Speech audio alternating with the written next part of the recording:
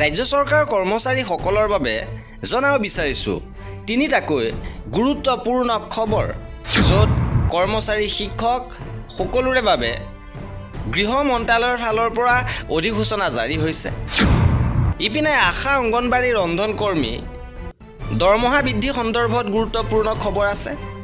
সবিশেষ আপোনালোকক জনাব বিচাৰিছোঁ, ভিডিঅ'টো প্ৰথমৰ পৰা শেষলৈকে চাই থাকিব। জনাব বিচাৰিছোঁ আজি প্ৰথমটো গুৰুত্বপূৰ্ণ খবৰ। এবাৰ কেন্দ্ৰীয় গৃহ মন্ত্ৰালয়ে জাৰি কৰিছে অধিসূচনা। বন্ধ থাকিব চৰকাৰী ব্যক্তিগত খণ্ডৰ কাৰ্যালয়, বিদ্যালয়, মহাবিদ্যালয়, বিশ্ববিদ্যালয়ও বন্ধ থাকিব।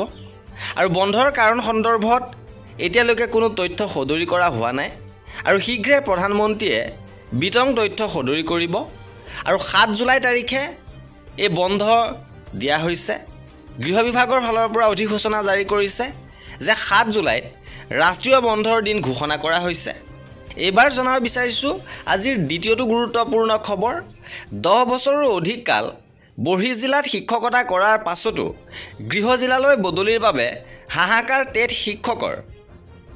অসম চৰকাৰৰ শিক্ষা বিভাগত 12ৰ পৰা 14 চনত ঠিকাভিত্তিক হিচাপে কৰ্মৰত একাংশ টেট উত্তীৰ্ণ শিক্ষকে একেখন বৰ্হি জিলাতে 2016 চনৰ পৰা 23 চনৰ ভিতৰত পৰ্যায়ক্ৰমে যি নিয়মীয়া বিজ্ঞাপন প্ৰকাশ পাইছিল, তাত তেওঁলোকে যোগ্যতাৰ ভিত্তিত নিয়মীয়া পদত নিযুক্তি লাভ কৰিছিল। ইতিমধ্যে অসমৰ মুখ্যমন্ত্ৰী মহোদয়ে বিগত গুণোৎসৱৰ ৰিজাল্টৰ দিনা ভাষণত শিক্ষক বদলীকৰণৰ ক্ষেত্ৰত ঠিকাভিত্তিক আৰু নিয়মীয়া দুয়োটাৰে কাৰ্যকাল অন্তৰ্ভুক্ত কৰি 10 বছৰ সম্পূৰ্ণ কৰা শিক্ষকসকলক গৃহ জিলালৈ একক বদলি দিয়া হ'ব বুলি জনাইছিল।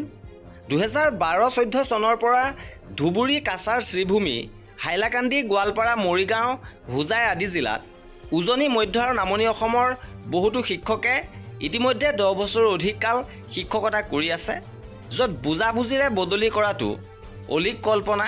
গতিকে এই শিক্ষকসকলৰ ক্ষেত্ৰত যদি চৰকাৰৰ শিক্ষা বিভাগে বদলিৰ আইন অনুসৰি নিয়মীয়া হোৱাৰ পৰৱৰ্তী 10 বছৰহে ধাৰ্য কৰে, তেনেহ'লে তেওঁলোকৰ বহুতে গৃহ জিলাৰ পৰা কেইবাশ কিলোমিটাৰ দূৰত 20 বছৰৰ অধিক কাল কটাব লাগিব। আৰু শেহতীয়াকৈ শিক্ষা বিভাগে SRDৰ শিক্ষকসকলক বদলিৰ কাৰণে শিক্ষকসকলৰ বদলীকৰণৰ যি নিৰ্দেশনা দিছে, নিজৰ যোগ্যতাৰ ভিত্তিত একেখন জিলাতে ঠিকাভিত্তিকৰ পৰা নিয়মীয়া হোৱা এই শিক্ষকসকলকো একক বদলীকৰণৰ দ্বাৰা গৃহ জিলালৈ বদলীকৰণত বঞ্চিত নকৰিবলৈ একাংশ শিক্ষকে শিক্ষামন্ত্ৰী মহোদয়ৰ কাষ চাপিছে।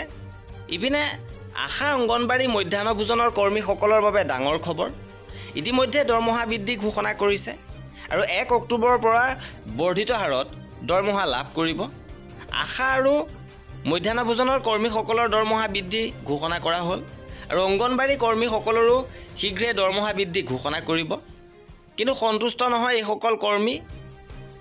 যদি সবকা সাথ সবকা বিকাশ, তেন্তে 5 বছৰীয়া মন্ত্ৰীৰ 1 লক্ষাধিক দৰমহা, অথচ চৰকাৰী আঁচনিত 20 বছৰে ভাত ৰন্ধা ৰান্ধনী কেইগৰাকীৰ মাত্ৰ 1500 টকা মাননি কিয়?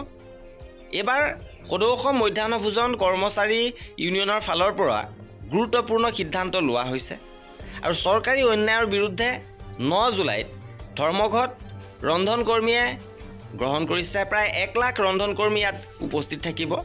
লগতে অক্ষয় পাত্ৰ ফাউণ্ডেশ্যনক মধ্যাহ্ন ভোজন আঁচনিৰ কাম হস্তান্তৰ সকলো প্ৰক্ৰিয়া বন্ধ কৰা আৰু ৰন্ধন কৰ্মীসকলক মাহিলী কমেও 10,000 টকাকৈ প্ৰদানৰ বাবে দাবী উত্থাপন কৰিছে।